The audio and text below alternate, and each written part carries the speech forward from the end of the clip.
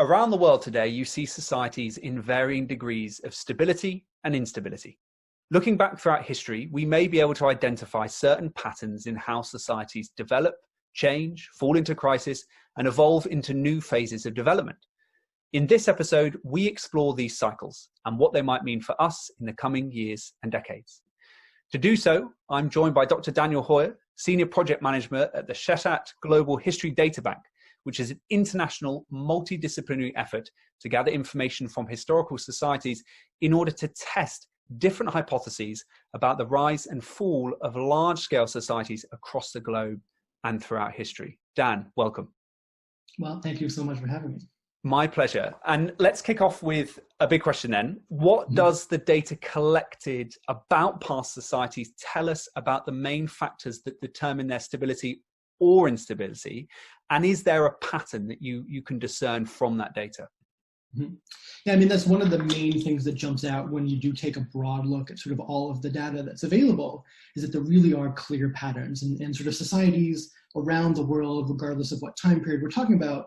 Pretty much all societies tend to go through these sort of common cycles where you have an integrative phase where things are kind of growing. There's a lot of cooperation, sort of cohesion in the society. This kind of scales off to a disintegrative phase where there's a lot of instability, there's infighting, there's sort of fracturing. And you sort of see this cycle repeated over and over again.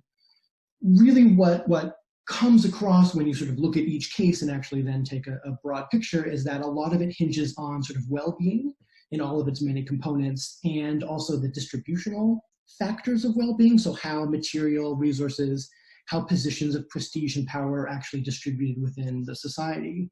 And one of, I guess, the big lessons that's maybe surprising to people is that this works on all scales of the society. So it's not only sort of distribution and well-being on the masses or the majority, it's also the sort of elites, those with wealth and power.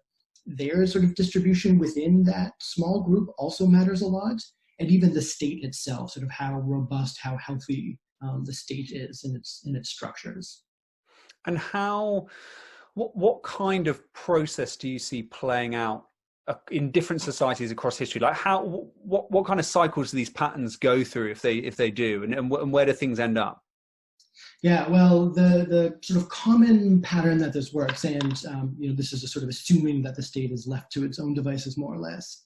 Usually there is, as I say, this integrative pattern where things are going pretty well. There's a lot of growth. There's often territorial expansion. There's economic growth, productivity gains. And even though there may be inequalities within it, people are generally doing pretty well. Even those on the sort of lower rungs of the distribution are fairly well off. Things are going well. There's high cooperation, high cohesion. This looks pretty good. Generally what happens is that the economic growth and economic opportunities and sort of other opportunities level off or dry up, yet population continues to grow. And this leads to a couple of different factors that sort of interact, and this is the key part of this theory. Usually the first thing that happens is that sort of as population continues to grow, real wages start to get depressed, sort of labor becomes cheaper, people are not earning as much, there's sort of higher competition over work. This leads to what we call popular immiseration. Like there's just a lessening of well-being for a large segment of the population, often the majority of the population. This should kind of be a warning sign, but unfortunately the sort of elites, those with wealth, those with power, those who are sort of consumers of this increasingly cheap labor, do really, really well at this point. And actually most of the sort of golden or gilded ages throughout history are a product of this sort of increasing popular immiseration.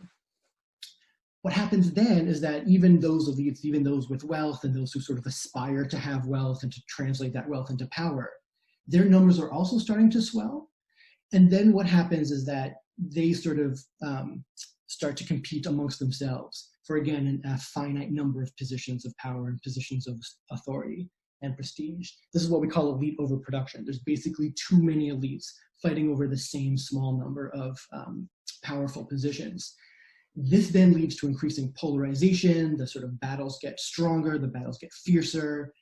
You see the rise of sort of populist demagogue type figures who are trying to sort of make a name for themselves in this crowded field. And of course, because the majority of the population is sort of immiserated, they are ripe for revolution. They are sort of ready to follow these different factions. You get a lot of fracturing of the society, and typically this is the disintegrative phase. If left unchecked, you'll just get increasingly fierce, increasingly tense competition, leading to increasing violence. You get civil warfare. Often this is when the sort of state will be taken over by another state that's in its own integrative phase. And in some cases, this leads to just complete societal collapse.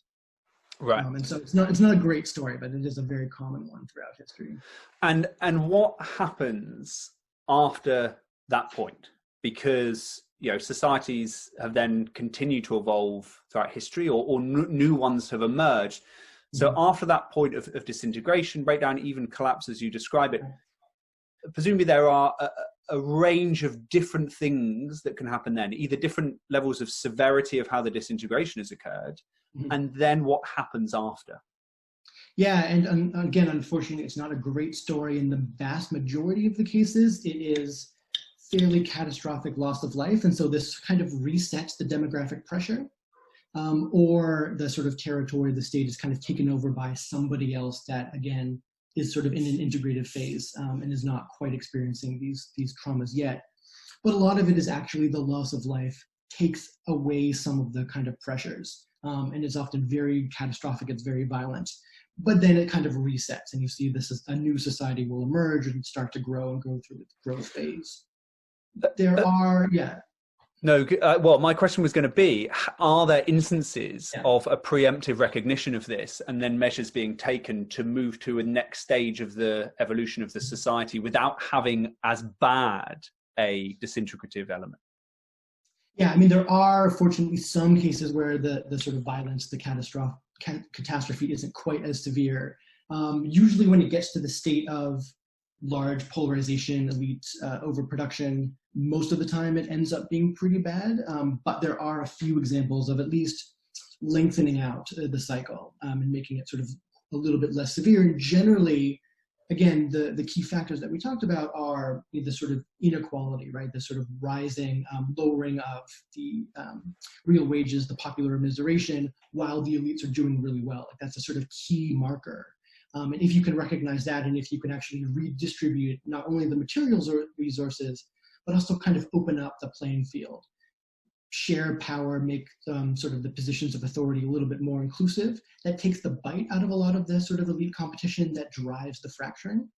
And so it's really that kind of redistribution of wealth and power and positions of prestige and authority through various kind of institutional reforms. And that is really the key. And sort of the societies that have been sort of lucky or prescient enough to do these kind of policy institutional reforms, those are the ones that tend to have a longer integrative cycle and tend to experience sort of less catastrophic violence when they're going through this sort of disintegrative phase. And when you look around at the world today, in the multitude of societies with varying degrees of connection to each other, what kind of trends and patterns are you noticing there based upon those you've identified from historical societies?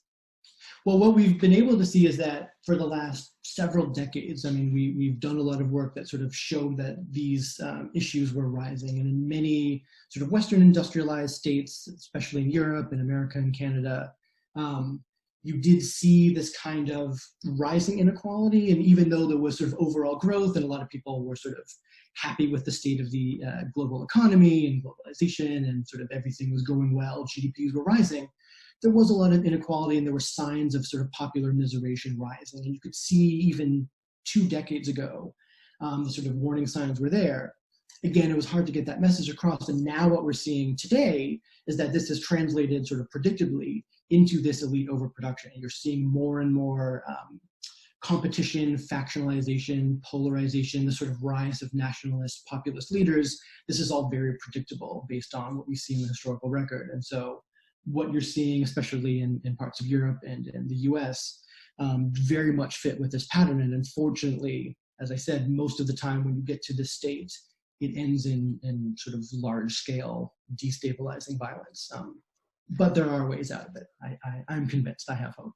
And let's finish on that note. What are the kind of ways out of it that at the top of your mind?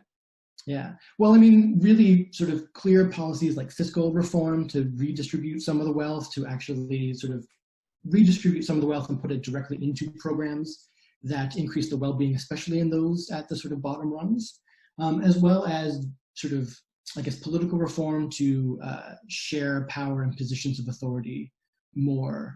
Somewhat ironically, if you actually increase the number of positions, it sort of diffuses the competition over them. And if you open it up to more people than are sort of typically holders of sort of elite positions. And so, I mean, there are clear policy reforms that can be put into place. It's just a matter of the political will to do so. Yeah. Well, Dan, that's time for us, but thank you so much for joining us today and for giving us everything you've got. Absolutely. Thank you. Thanks a lot. Bye-bye. Bye.